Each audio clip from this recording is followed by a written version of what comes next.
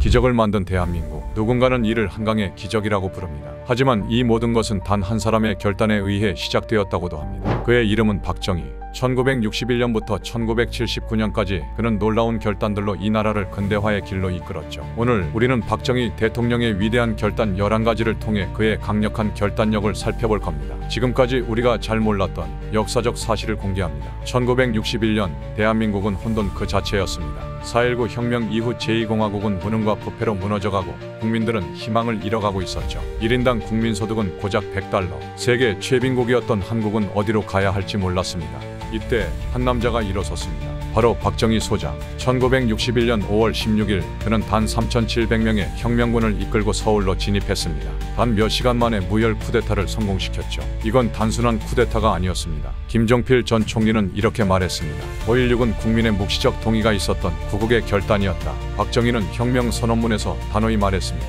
나는 조국 근대화를 위해 모든 것을 바칠 것이다. 그의 결단은 혼란을 안정으로 바꿨고 대한민국 근대화의 첫걸음을 내디뎠습니다. 혁명을 성공시킨 박정희는 이제 경제를 살려야 했습니다. 당시 한국은 외국 원조 없이는 하루도 버틸 수 없는 나라였죠. 그는 1962년 제1차 경제개발 5개년 계획을 발표합니다. 수출 주도형 경제, 산업화, 그리고 국민의 땀과 노력. 이게 그의 비전이었습니다. 포항제철, 경부고속도로, 그리고 수많은 공장들이 세워졌습니다. 1970년대 한국 경제는 연 10% 이상 성장하며 세계를 놀라게 했죠. 오원철 전 경제수석 비서관은 이렇게 말했습니다. 박 대통령의 경제 비전은 국가를 훈련시킨 결과였다. 박정희는 국민들에게 외쳤습니다. 경제가 살아야 국민이 산다.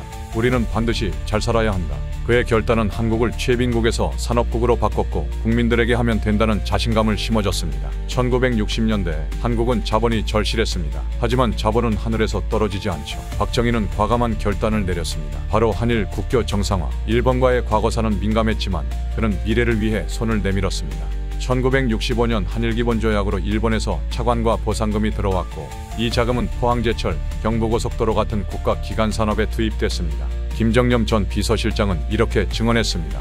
한일 협상은 박 대통령의 대담한 결단이 없었다면 불가능했다. 박정희는 단호히 말했습니다. 과거를 잊지는 않되 미래를 위해 손을 잡아야 한다.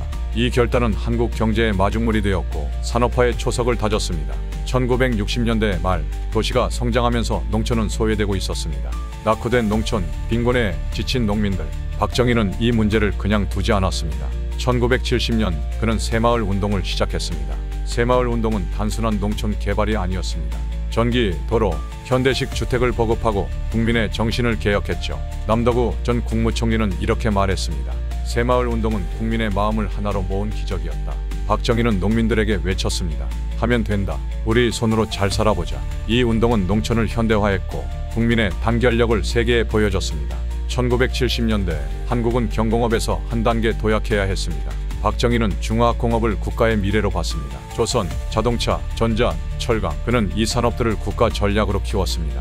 현대중공업, 삼성전자, 포스코. 이 이름들은 박정희의 비전에서 시작됐습니다. 1973년 그는 중화학공업을 선포하며 세계 시장에 도전장을 내밀었죠. 오원철은 이렇게 말했습니다. 중화학공업은 유신과 떼놓을 수 없는 박 대통령의 비전이었다. 박정희는 단언했습니다. 강한 산업이 없으면 강한 국가는 없다. 1960년대 말 한국의 도로는 열악했습니다. 물류는 느리고 지역은 단절돼 있었죠. 박정희는 이 문제를 해결하기 위해 경부고속도로 건설을 결정했습니다. 1968년 착공, 1970년 완공. 단 2년 만에 서울과 부산을 연결했죠. 김정념은 이렇게 말했습니다. 경부고속도로는 박 대통령의 미래를 보는 안목의 결과물이다. 박정희는 착공식에서 외쳤습니다. 도로는 나라의 혈맥이다. 혈맥이 뚫려야 나라가 산다. 1970년대 초 세계는 대탕트로 냉전이 완화되고 있었습니다. 한반도에서도 통일에 대한 열망이 커졌죠. 박정희는 이 기회를 놓치지 않았습니다. 1971년 그는 남북적 십자회담을 시작하며 남북 대화의 물꼬를 텄습니다. 이후락 전 중앙정보부장은 이렇게 회고했습니다. 박 대통령은 통일을 위해 밤잠을 설쳤다. 박정희는 국민들에게 말했습니다. 통일은 민족의 수건이다. 대화를 멈추지 말아야 한다. 1970년대 닉슨 독트린과 미군 철수 가능성으로 한국은 안보 위기를 맞았습니다. 박정희는 외세에 의존하지 않는 자주국방을 결심했습니다. 율곡 사업을 통해 K2 소총, K9 자주포 같은 국산 무기를 개발하고 방위산업을 키웠습니다. 김정념은 이렇게 말했습니다. 박 대통령은 자주국방을 국가 생존의 핵심으로 봤다. 박정희는 단호히 선언했습니다. 외세에 의존하지 않는 강한 국방이 진정한 독립이다. 1960년대 한국의 산은 전쟁과 벌목으로 황폐해져 있었습니다.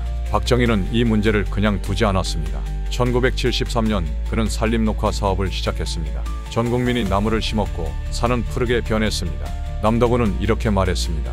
산림녹화는 박 대통령의 장기적 비전의 증거다. 박정희는 식목일에 외쳤습니다. 산을 푸르게 하면 나라가 푸르게 된다. 산업화의 성공은 인재 없이는 불가능했습니다. 박정희는 교육과 인재 양성에 심혈을 기울였습니다.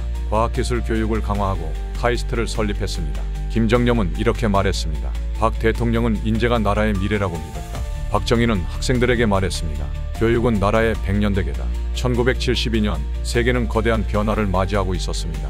미국과 소련이 대탕트, 즉 긴장 완화 분위기 속에 손을 잡고 있었고 중국과 미국은 전격적으로 국교 정상화를 논의하고 있었죠. 세계의 질서는 빠르게 재편되고 있었습니다.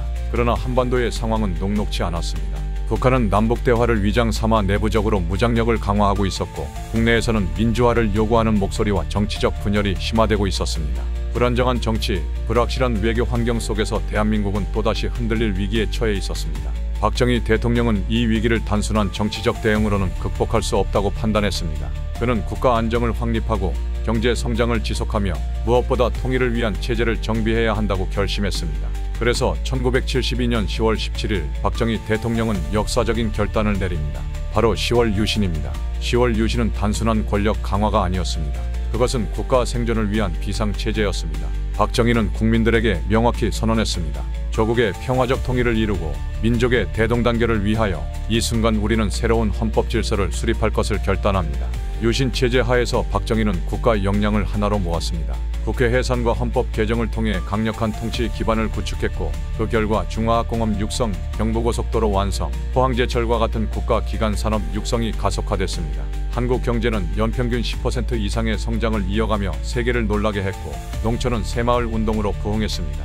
군사력도 자주국방 체제로 강화되어 외세에 의존하지 않는 나라로 거듭났습니다. 오원철 전 경제수석 비서관은 이렇게 평가했습니다. 유신이 없었다면 중화학공업과 경제 성장은 불가능했을 것이다. 유신은 혼란을 정리하고 국가 에너지를 한 방향으로 집결시킨 체제였다. 또한 김정념 전 비서실장도 회고했습니다. 당시 박 대통령은 통일을 위해 반드시 국가 내부가 강력하고 단단해야 한다고 확신했다. 유신은 통일을 향한 토대였다. 박정희는 단호히 믿었습니다. 정치적 혼란은 결코 조국의 번영을 가져오지 않는다. 안정 속에서만 경제도 통일도 가능하다. 그의 결단은 결과로 증명되었습니다. 1970년대 후반 한국은 세계 10대 무역국으로 성장했고 한강의 기적은 전 세계에 회자됐습니다. 산업화, 자주국방, 국민의식 고취 모든 것이 유신 체제 속에서 이루어졌습니다. 물론 유신은 비판과 논란도 있었지만 분명한 사실은 하나입니다. 만약 그때 국가가 무너졌다면 오늘의 대한민국은 존재하지 않았을 것이라는 점입니다. 박정희는 말했습니다. 나의 권력은 개인을 위한 것이 아니다. 조국을 위한 것이다. 그의 10월 유신, 그 결단은 대한민국을 최빈국에서 산업 강국으로 끌어올린 마지막 퍼즐이었습니다. 그리고 오늘날 세계가 주목하는 K-파워의 깃틀이 바로 여기서 완성된 것입니다. 이 영상을 보신 여러분, 그의 꿈은 지금도 우리 안에 살아 있습니다. 구독, 좋아요, 그리고 댓글로 여러분의 생각을 나눠주세요. 자유의 깃발이 널리 퍼질 때까지 우리는 정진합니다.